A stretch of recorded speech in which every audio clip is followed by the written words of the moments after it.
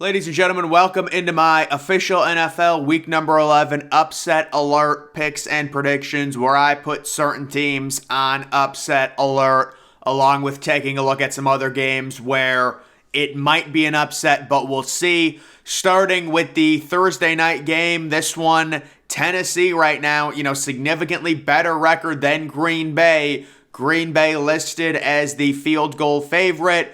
And that's mainly due to the discrepancy with Tennessee between their record and their expected record. I think, they're averaging more points given up than scored. And Green Bay's also at home, coming off a game where their offense kind of really broke out, that overtime win. Aaron Rodgers with the younger receivers, he's getting better. They've got the dual-headed running back tandem of A.J. Dillon and Aaron Jones, and they've got a defense that they've invested so much into, guys. I actually like Green Bay to cover in this game. I do totally understand people finding value in Tennessee plus the 3, because no matter what, this is a Tennessee team, they could get outgained by 500 yards and still win 20-19. It just makes no sense.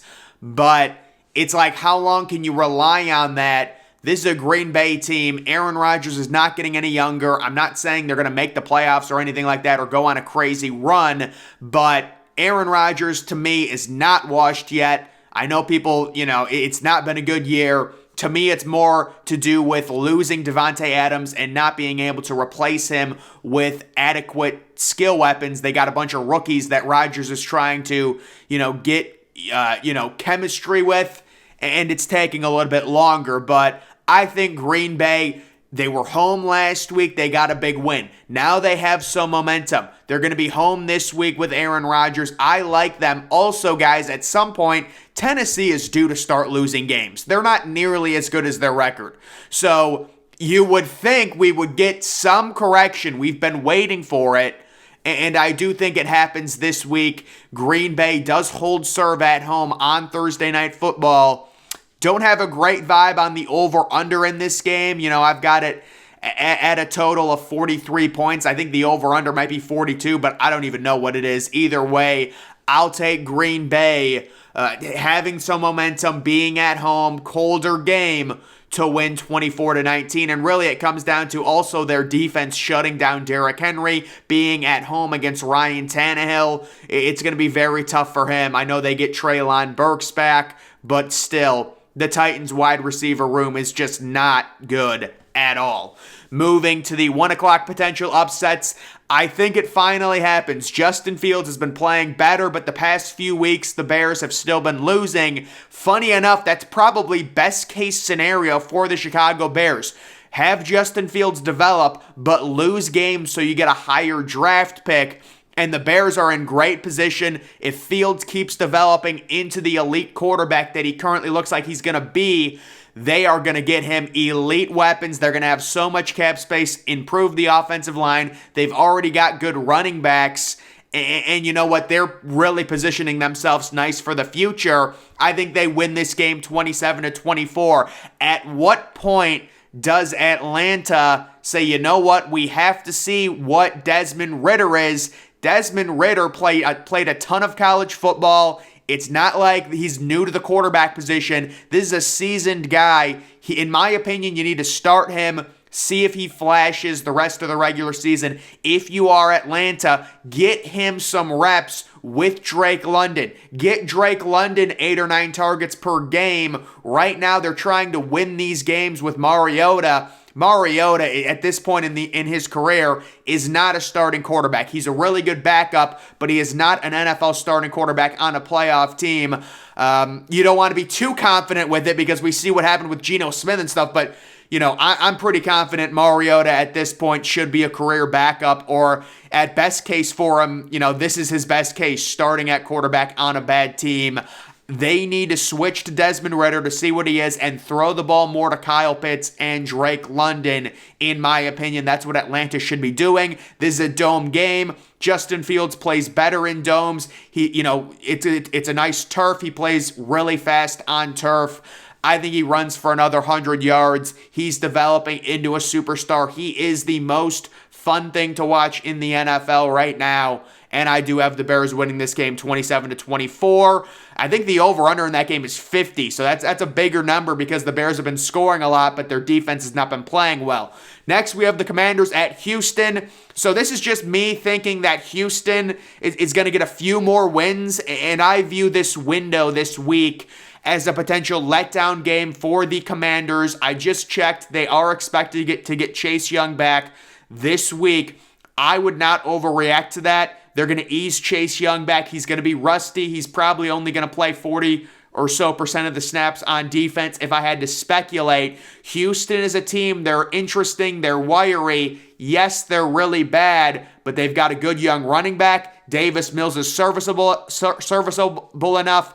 Maybe they get a turnover from Taylor Heineke. Maybe you've got a Commanders team who is on an emotional high off of their win over Philadelphia, and they get sniped by Houston in this one. Houston at home in this game in a 1 o'clock. No one's going to be focused on this game. The Commanders, 3-point favorites. I like Houston to pull off the upset here by a point, just based off of the current situation with the Commanders coming off an emotional win on the road. They're going to have a letdown game in a really dull environment in Houston with absolutely no energy. I mean, you go from Philadelphia, that Monday night crowd, to Houston. That's a tough change. But, it's hard to get up for that game in Houston, in my opinion. Next, we have the Jets and the Patriots. So this is a game I am strongly on the Patriots side. I realize it is hard to beat a team twice. They beat the Jets recently, I think 22-17. This week, the Patriots coming off a bye. This is just the Zach Wilson thing with the Jets, and another game where I think this needs a correction. I do not think the Jets are nearly as good as their record, in main part because Zach Wilson has just not been playing well at the quarterback position. He's still young. You've still got to give him weeks. Maybe he's developing a little something with Garrett Wilson. Garrett Wilson has been playing better. But overall, I just cannot pick the Jets. Losing Breece Hall a few weeks ago, that was a death blow, in my opinion. The Patriots are at home. Bill Belichick coming off a bye, getting healthier on defense. It's going to be a cold weather game, mid-30s for this one. Lower scoring, Mac Jones, game control, ball control, game manager. They will win this game. It'll be a lower scoring game. They will hold off the upset from the Jets. Next, it's the LA Rams traveling to New Orleans. I do like the over in this game because I think Matt Stafford will be playing. If Matt Stafford does not play, we're going to have to disregard this. He has a concussion. We'll see. But if he's ready, there's really no reason not to play him because the LA Rams are not in a position to where they can get a better draft pick or anything like that. You've got New Orleans right now as a speculation 3-point favorite. We'll see again if Stafford plays. It is a dome. Normally, dome games that involves the Saints normally tend to go over. I do wonder if the Saints switch back to Jameis Winston from Andy Dalton. It seems like Andy Dalton has pretty much run his course there, and maybe switch back and see if Chris Olave can get going. They're coming off that bad 20-10 loss against Pittsburgh where their offense was completely grounded outdoors. They come home. It's going to be a little bit easier, I think, indoors, maybe with Jameis back. Higher scoring game. I think with Matt Stafford, the Rams are good value plus the 3 because they do have, in theory, just an overall better roster. But the Saints do play better at home, so we'll see. Next, we have a 4:25 game. It is Dallas at Minnesota. Another fun little line here with Dallas, the road team, the team with the worst record. They are 1-point favorites, and that's because Minnesota has had a lot of good luck in one-score games. There is not a lot of domination coming from Minnesota. I think Minnesota is a team that's due for a loss. Dallas wins this game 27-23. There's so much parity in the NFL. Minnesota, they only have one loss right now. I know they're at home. Kirk Cousins plays well there. Justin Jefferson's been amazing. But Dak Prescott on that Cowboys offense with Tony Pollard, with Zeke Elliott, CeeDee Lamb with a crazy good game against Green Bay. Their offense was good. I think Micah Parsons gets going in this game on defense, maybe with a sack or two, a few quarterback hurries.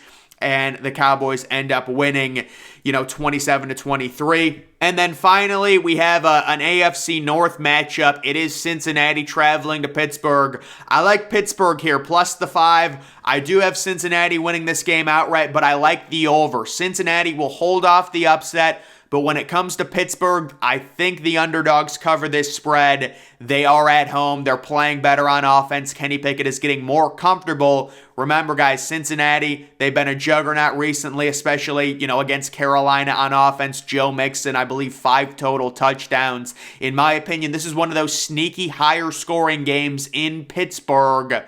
And Cincinnati, who's really finding their footing on offense. I'm guessing they're still going to be without Jamar Chase, unfortunately. That's another thing. They're without Jamar Chase. I think Pittsburgh's really good value here, plus the 5, man. Again, even if they don't win, 5, it's not like Pittsburgh's plus 3 or they're plus 2.5. You're getting them at home, coming off a home win against a decent New Orleans team. They won that game by 10 points. Now you're getting them as 5-point underdogs. The value has to be on Pittsburgh, in my opinion, in this matchup. So, guys, those are my NFL Week 11 potential upset picks and predictions. Make sure you're following me on Twitter. Link to that's always in the description. I'm, of course, the Depressed Ginger. Thank you for watching.